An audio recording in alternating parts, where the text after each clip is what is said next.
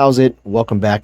So quick video here in response to a comment I got on TikTok a while ago now, maybe like close to 2 months or so by this point. So yeah, apologies for the delay in getting this video out, especially considering how quick this video is going to be.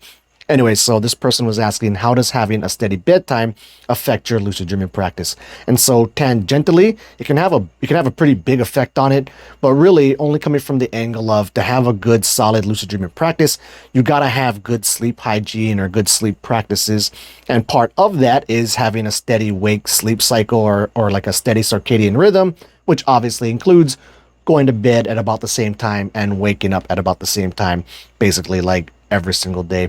However, what I would put like way above just having a steady sleep wake cycle would be prioritizing getting lots of hours of sleep. And by lots, I mean like, 7.5 at the minimum. So lying in bed 7.5 hours before you have to get up.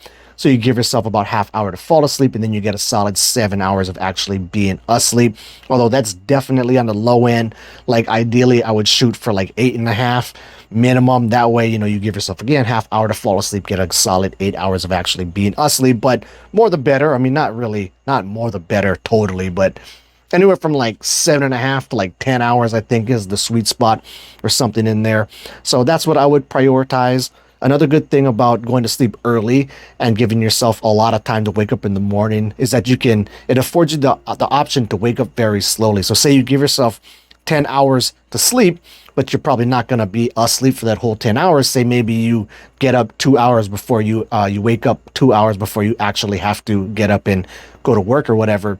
That's an amazing, amazing opportunity to practice a lot of Michael Rodriguez's stuff from the phase that we've been going over, where you can do his whole cycling techniques and his indirect method. And that is probably the best way to try and have a lot of lucid dreams, so or phase experiences, if you want to call it that. Anyway, thanks for the question. Sorry for like the super long delay at getting this reply out, but nonetheless, that's it.